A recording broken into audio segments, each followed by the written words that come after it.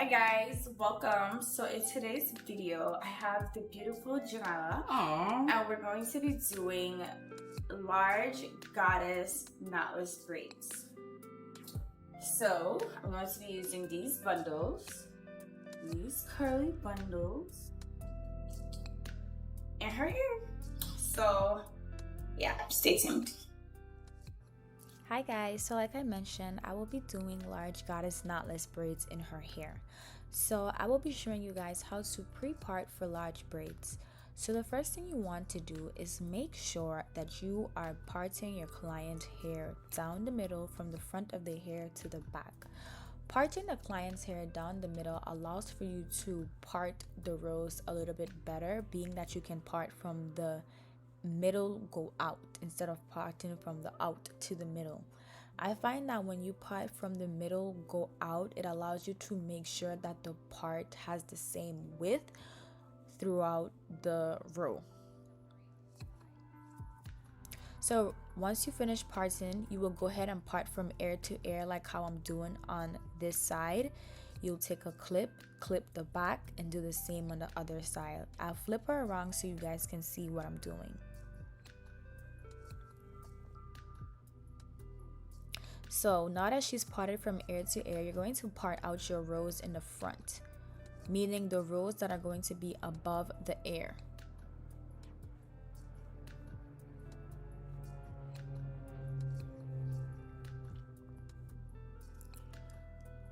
For large knotless braids, I like to do 3 rows in the front. So I'm going to part out 3 rows.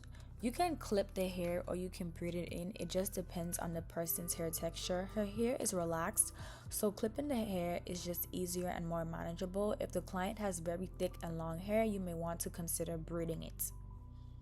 So I go in and I do that on the other side.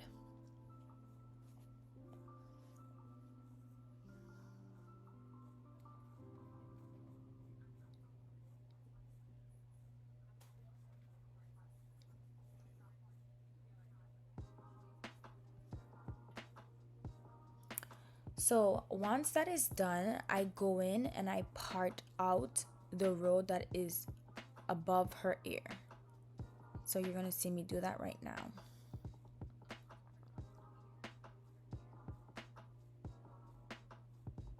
So I'm parting out this row from above the ear.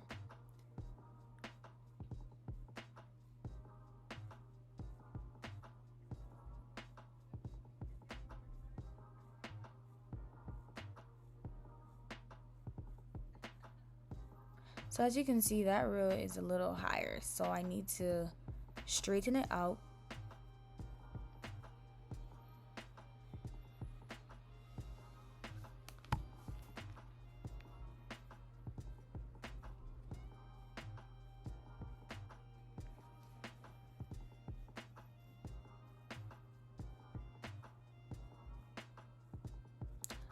So now I'm about to go back to the middle again, and I'm gonna part out a row. So honestly, for her hair, I wasn't sure if I was going to do 2 rows below the ear or if I was just going to do 1. Some people have longer napes, so you may want to do 2 rows below the neck. Other people have smaller napes, so only 1 is required. It just depends on the client's hair, but you'll see in the results what I chose to do. So we're gonna go back to that middle part that I originally had, and we're going to connect the rows that we made in the front.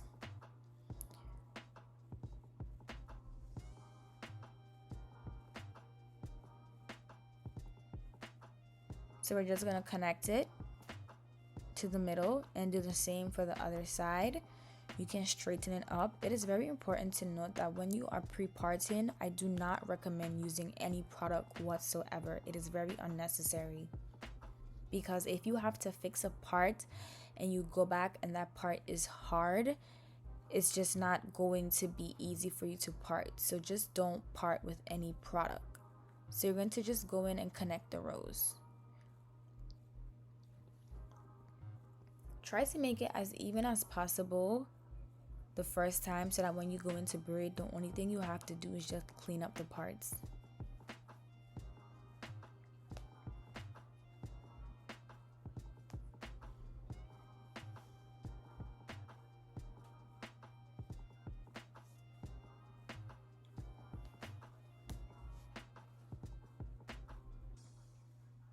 So since I'm finished this row, what I like to do is just braid it in. You can put clips, but I just like to braid it in so that the person's hair is not out in the air. Especially if their hair is natural and you blow it out, braiding it would be a little bit better, but it's honestly up to you. And the braid doesn't have to be a tight braid either.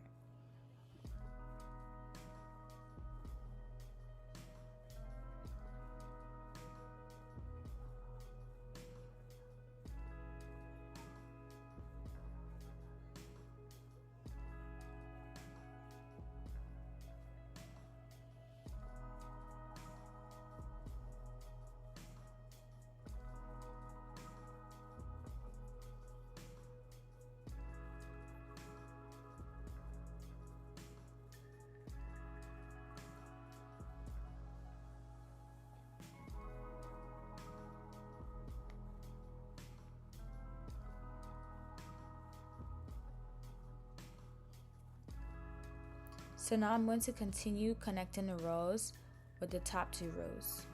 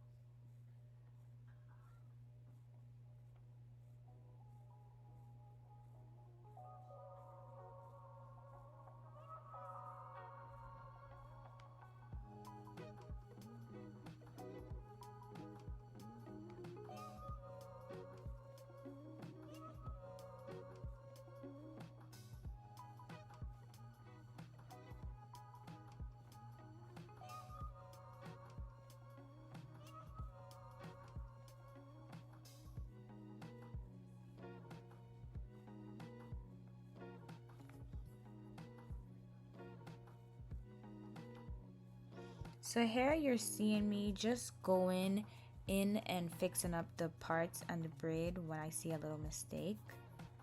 So don't be afraid to redo a part if you have to, honestly.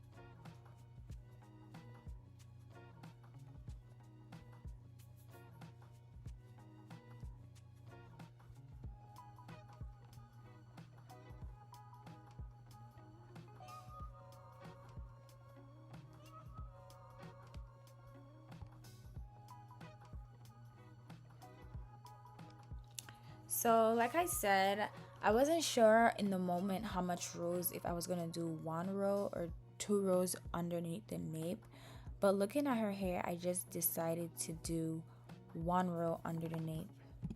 So since I did 1 row under the nape, I went in and I just made those parts a little bit more even. So that's what you're seeing me doing, just making the row above it a little bit more even so that the rows are even. So use your discretion. If the client wants their parts to be a little bit more smaller but on the larger side, you can do 2 rows on the bottom depending on their head size. If their head is small, you can do 1 row, but if their head is like big, 2 rows would be best. It just depends. You got this.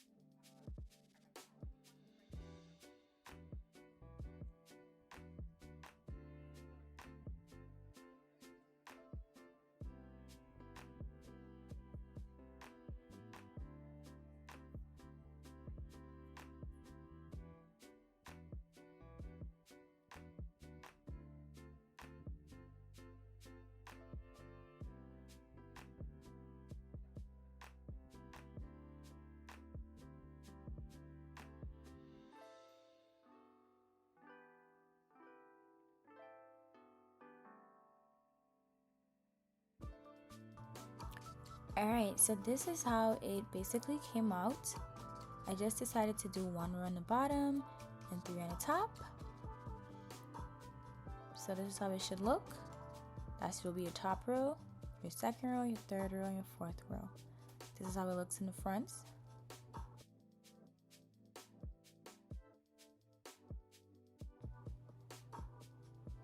Alright guys, so this is just another angle, and this is how the pre-parting came out. I also decided to start with 3 braids in the bottom row and bricklayer. That is the edge control that I like to use. So basically you guys are just going to see me like show you how I start the row with edge control. So I usually put edge on the nape of the neck so that I can get all of the small hairs in the back to lay upwards so that when I braid it is in. And then I go in and I put some gel on the actual part and straighten up the part. Sometimes I take out the row above in case I need to fix my part. It just depends. It's not a must, it's just something I do dependent. So I just go in and I straighten out the part. At first I was doing 2, but then I realized that I needed to do 3. So that's why you see me parting out the 2. And not only that too, I like to part it in half to help me make sure the width is the same, and just parting it throughout to make sure that the width is the same throughout the entire row. But make sure you have make sure you have straight parts. That is what makes your styles look even more better when your parts are straight.